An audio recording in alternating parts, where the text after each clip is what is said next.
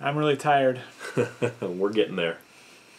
And I'm Tommy. And I'm Ben. And we're talking board games. And today we're going to be talking about Scythe, which is another Jamie Stegmaier game.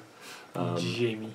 And it's interesting how this one was created. If you didn't know, the art was found first by... insert name here. French name. Yeah, Jakub Rozalski. Is that French? I don't know if it's French. I don't know. I have no idea. I don't know how to pronounce that. French. Don't know if I'm saying that right or not. But Jamie found the artist and decided, hey, would it be okay if we kind of designed a board game with you around this art? So they did. And it turned out really cool.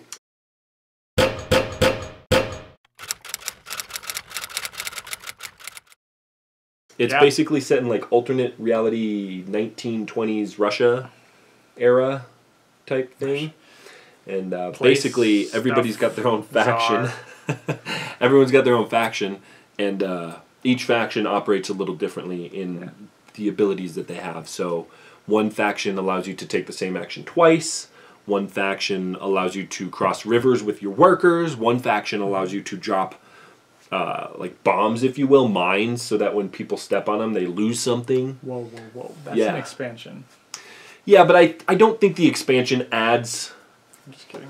enough. Just clarifying that for them so they know not to buy the base game expecting a faction to drop some mines for people to lose to clarify, we're going to be talking about this with the Invaders from Afar expansion, because I don't think it's different enough to warrant any kind of differentiation. All it does is add two factions.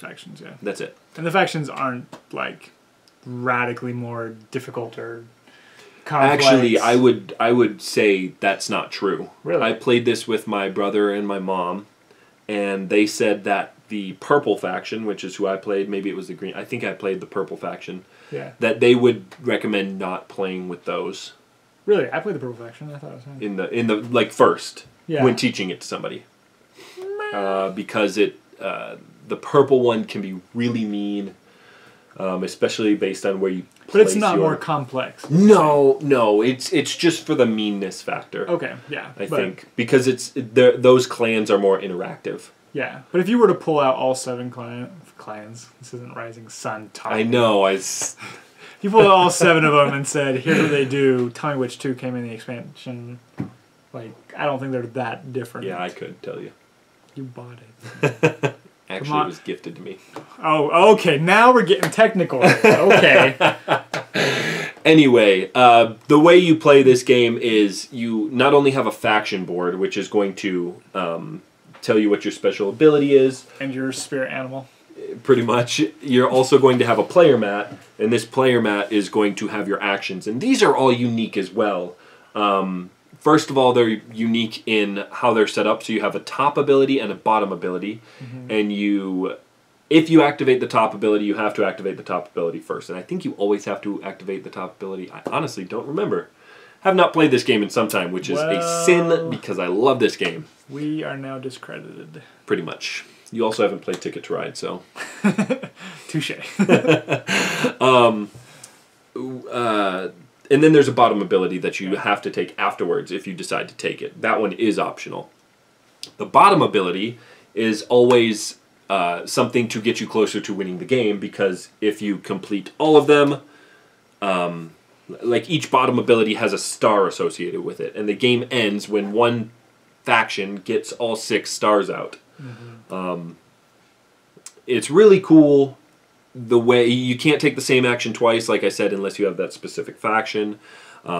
It's really cool how it interacts with everybody. Now, this had a lot of hype behind it because everybody thought that this was going to be like a war game, a combat game, and Jamie was like, guys, I'm not trying to hype this up. This isn't how it's supposed to be. It's not this war-heavy, combat-oriented game, which it's not. This is very much so a Euro game, and he designed this after 2 games. I think it was Terra Mystica and Kemet or Cyclades, I think. Basically his 2 favorite games. I don't exactly remember. But I don't know how it compares to the latter, but I do know that it's almost nothing like Terra Mystica, except for as you're taking things off of your board and placing them out on the map. Also, like in the vein of Hansa Teutonica, didn't you say that was one of the inspirations for this? I don't think so. I thought you told me that. I don't. Same way that I mean, it's basically the same thing. You as you remove things from your board, you basically unlock better actions and you become more and more powerful and capable. Yeah. This game is so good though, and there's a reason why this game currently number 8 should be higher. It was, but things are kicking it down. Stupid Gloomhaven. We just lost a subscriber. Wah, wah, wah. But this game is so good. The way that the movement happens, you start the game off, you can't go anywhere because there's these rivers that block your path, and only mechs can cross rivers. Again, unless you're that specific faction that your workers can cross rivers. The swimming faction. The swimming faction, as it's called. But as you're unlocking these mechs and as you're getting these encounters, you're able to do way more things, and the game will end when one person has all 6 of their stars out, and then you'll score for the amount of stars you have. You'll score for the amount of coins you have left over. You'll score for the hexes that you occupy, and you score for the resources that you have left over. Yes. I think personally that this has one of the coolest scoring mechanisms with the popularity chart. No, that is kind of cool. Yeah. I do agree. Getting your popularity up is probably one of the hardest things to do in this game. And not just to get it up, but to maintain it up. Yeah. And one of the stars that you can get is getting your popularity all the way to the top. But there's like this 6-7 point gap between the tippy topmost point and the point that'll score you the most points. Yeah. And to get to that is only 1 star. It's like, should I do that or should I now do something else? I've worked so hard to get it all the way up here. There's a lot of interesting choices in this game, and I really, really enjoy it. There is some combat, and it's really more as combat-oriented as you make the game out to be. Yeah. I've played a game where there was close to 0 combat. Yeah. And I've played the game where there's been quite a bit of combat. Yeah. And it's definitely going to be longer with 7 players. This says, actually it says 115 minutes. I thought it had a player per number. But if it doesn't come out to be 115, you played it wrong. You might want to check the rule book. Regardless of how many people you're playing with. Yeah, no, for sure. My gosh. What do you think about this game, Ben? It's a good game. The production quality is great. You pull it out, put it on the table. For sure. It's awesome. I was really into this game, and the more I think about it, I'm kind of cooling on it. Okay. I don't really know why. Maybe it's because I haven't played it in a long time. But production value is great. Like it's got a very fluid system within it. The way you're moving your thing, taking your actions, it's very easy to plan out your next move, even your next 2 or 3 moves. And what you do initially at the beginning of the game isn't largely affected by anyone else. Right. So it makes it very simple to get this engine up and going. And then you kind of start clashing with other people and competing for different things. And then the shift of the game kind of changes into this more combat control area. How can I fortify and get those stars now that I've got my engine up and running? Because in large part, moving those things and taking them off makes you more efficient. Yeah, it's like an engine. Right. Yes. Now, absolutely. When I do this, instead of getting X, I get X. This is 2. One of the most enginiest builder games ever. Yeah, and like Tommy said, it's not a war game. It is very much a Euro with combat woven in. With player interaction, I would say, because it's really not even combat. It's like it's.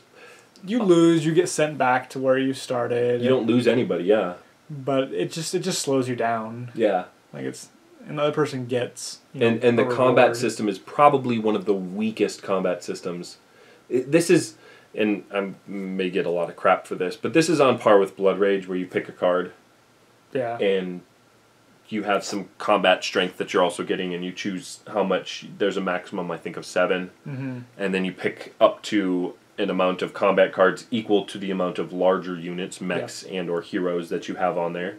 and you can use that many combat cards.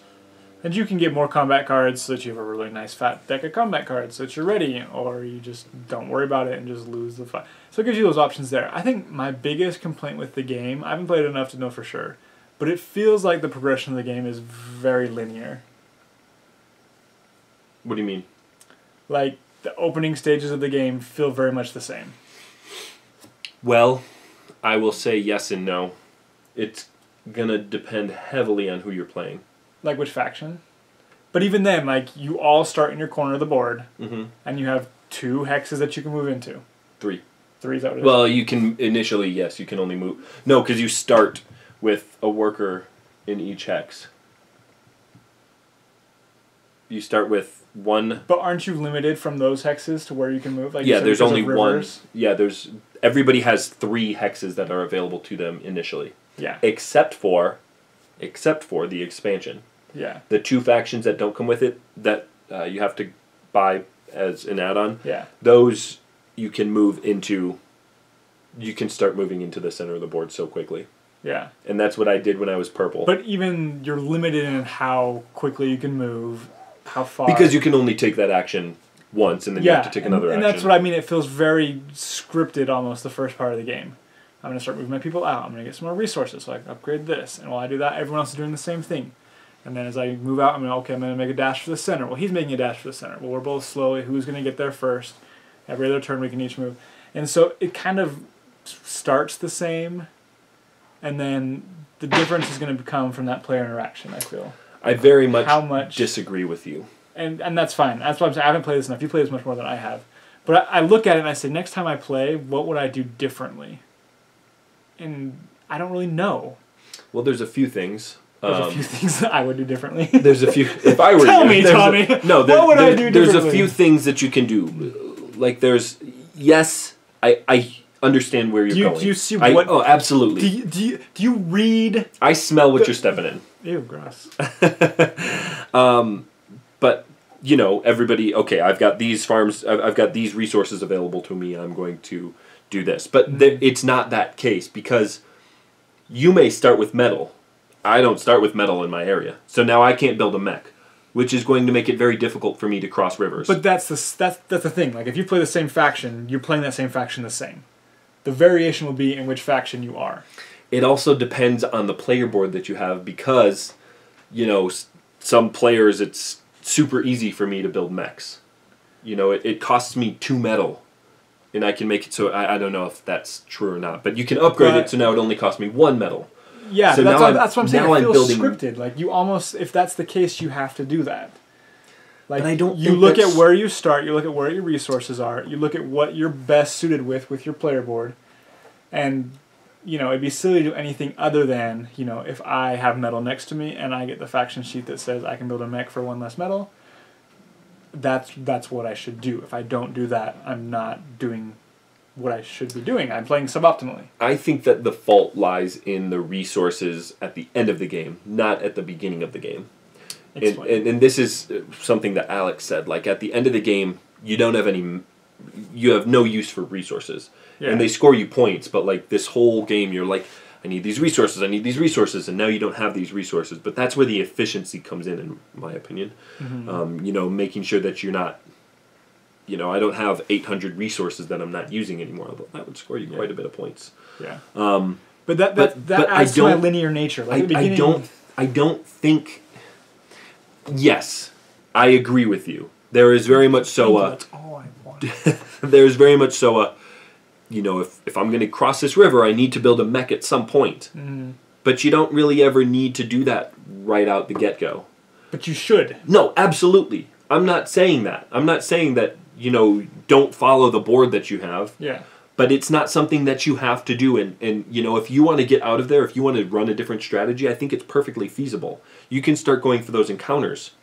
Mm-hmm. I played a game with McKenna, I think, where she just picked up like 7 encounters. And see, that's my next thing. The encounters are so anticlimactic. What? It's like, oh, I got an encounter. Let me flip over this card and take a choice of A, good thing, B, good thing, or C, good thing. What are you wanting?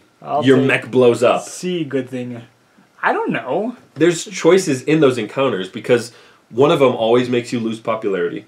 Which, if you're going for popularity, you won't choose that one. If you're not going for popularity, you probably will. Once You again, need popularity, though. you don't need it.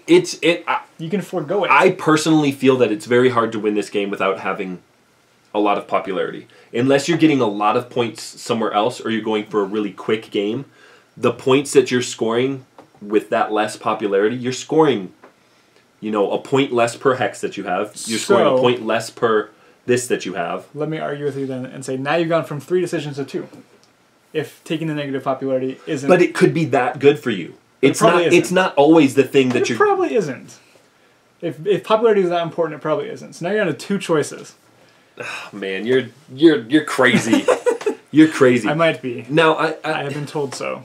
Again, I do think that a lot of the times your choices are, what do I do? This is my obvious move, but I don't think that's always the case. And Especially it's since not always the case, but I just feel like that's the way the game presents itself. Especially when you have 4 actions to choose from, and you can't do one of them each turn.